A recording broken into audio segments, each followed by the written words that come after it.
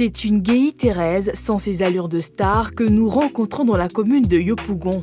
Décontractée, cette grande actrice ivoirienne se fond dans la masse. Moi, je suis dans le quartier depuis 2008. Je suis avec tout le monde.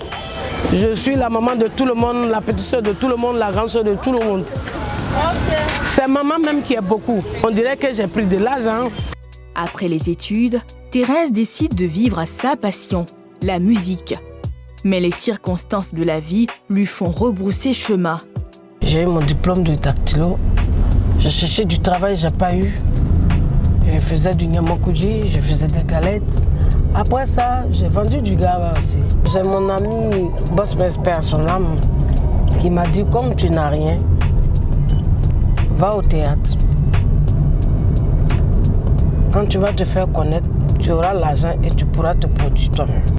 C'est ainsi qu'elle fait son entrée sur la scène théâtrale en 1986. Les années passent, mais Thérèse a toujours la niaque. Elle n'a rien à envier à ses promotionnaires. Son secret? Je ris beaucoup. Je fais partie des personnes qui ont traversé des moments difficiles dans leur vie. Aujourd'hui, je ne veux plus penser à ça. Je veux rire, j'aime la joie, je m'amuse, voilà. Gbazé Thérèse se dit d'une nature calme. Et pourtant, elle semble avoir pris des accents de caractère de son rôle phare sur le petit écran dans la série à succès Ma Famille. Je ne suis pas naturellement comme ça. C'est le personnage qu'on m'a donné. Mais souvent, nous on exagère, c'est tout. Sinon, je ne suis pas comme ça. Mais j'aime pas qu'on bâche sur mes plates-bandes. Ça, j'aime pas ça. Faut dire ça, faut dire tu n'aimes pas. Je n'aime pas les foutaises. Voilà. Sinon, c'est une dame trop cool, franchement. Issue d'une fratrie de 10 enfants, Gbazé Thérèse reste très mystérieuse sur son âge. Un sujet qu'elle refuse d'aborder. Vous êtes dans la soixantaine? Je ne sais pas encore atteint.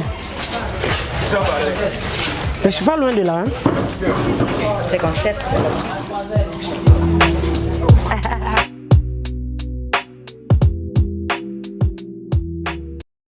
Adorable. Elle est tellement attachante et touchante, cette femme. Malheureusement, on aime trop poser des questions comme ça. sur l'âge. Oui.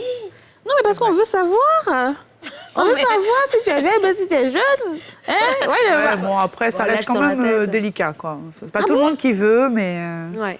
Mais bon, Bon. c'est pas grave. Moi, je On pense que rentre dans le temps. moi, ça me dérange pas. Même si j'ai 60 ans, je dis j'ai 60 Ouais, ans. moi non plus, j'ai pas trop de Tu problème. vois? avec mon âge. Surtout Mais quand c'est tu es vrai que bien c'est pas trop- conservé et Surtout tout. quand tu es bien C'est conservé. vrai, c'est quand tu as envie de dire ton âge.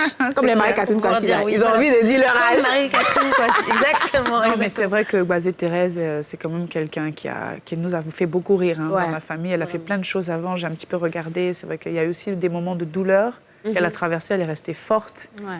Et franchement, c'est quelqu'un d'admirable, quoi. Il aurait été vraiment bien qu'elle Qu'on soit l'ait. avec nous C'est en dommage. plateau. Bon, malheureusement, elle n'était pas disponible aujourd'hui, mais au moins on a pu entendre un petit peu quelques-uns de ses sonores où elle partage un petit peu son expérience. Et effectivement, moi, ce qui m'a marqué dans ce portrait, c'est le fait qu'elle soit aussi naturelle et aussi... t'as l'impression qu'elle n'a pas changé, quoi. Non, elle est la même. Je sais qu'on tourne ensemble sur une série en ce moment. Et c'est vraiment quelqu'un de très, Abordable. comme on dit, down to earth. Elle est vraiment Simple.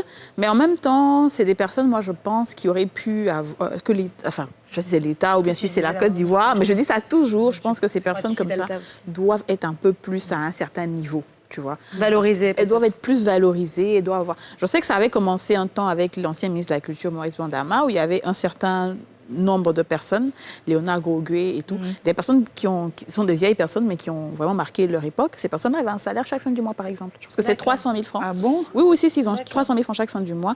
Et ça, c'est Oui, c'est vrai, une tranche c'est vrai, de il y a eu personnes. ça. Voilà, mais je ne sais pas si elle fait partie. Avec le Burida. Et c'est bien de commencer comme ça parce que la manière dont le cinéma était avant, c'est pas comme ça que c'est aujourd'hui. Ces personnes n'ont pas eu le temps peut-être d'investir, de faire des choses et faire tout. autre chose après. Voilà. Et aujourd'hui, le milieu est tellement compétitif qu'elle se retrouve peut-être dans C'est des ça. situations pas très avantageuses. Oui, c'est quand même dommage d'être précaire à un âge avancé. ça, c'est une situation. Quand tu as été quelqu'un qui a marqué peut-être des nombreux foyers en Côte d'Ivoire, tout le monde regardait Ma Famille, au-delà, pas qu'en Côte d'Ivoire. Ouais, au-delà. En Afrique de l'Ouest, Bien sûr. partout.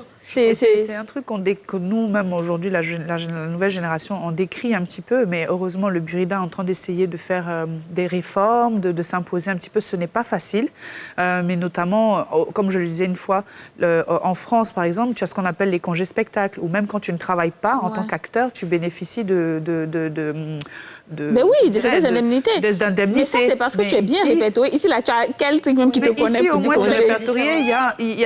Ils développent aujourd'hui ce qu'on appelle les droits voisins, mais c'est encore combien de télé et puis c'est même pas ça. Le paiement n'est pas régulier. Moi, la dernière fois que j'ai eu de l'argent du Burida, je sais pas, c'est l'année passée, alors que je suis à mon 12e film. Tu vois? Donc, faut même pas compter sur ça, parce que les droits voisins, là, c'est petit. Bon, maintenant, au moins, il y a l'assurance. On peut dire que ils font des assurances. Il y a l'assurance et tout, mais en fait, il faut surtout le quotidien. Parce que quand tu passes à la télé, généralement, les gens t'admirent, les gens ont envie d'être comme toi. Donc, il faut que tu leur montres un visage qu'il faut envier. Et puis, pourquoi aspirer à quelque chose si jamais c'est faire précaire comme condition? Absolument. Tu vois, c'est dommage quand même, parce que tu vois ça comme une accession à quelque chose de, à la célébrité, tes figures publiques. Bon, c'est vrai, t'es pas censé galérer. Non, normalement. C'est pour ça qu'on a envie que nos enfants deviennent tous des footballeurs. Parce que quand tu vois Drogba et autres, tu as envie qu'ils soient... les athlètes. Voilà, tu vois. Parce qu'il y a un visage qui donne envie. Et normalement, le cinéma, la télé, ça doit donner envie. Absolument. Donc ceux qui sont là, ils doivent avoir... Mais bon... Le message, on espère de diffuser. Ça ne sera pas dans les oreilles, ça ne rentrera pas dans les oreilles. Tous les jours, on va dire ça.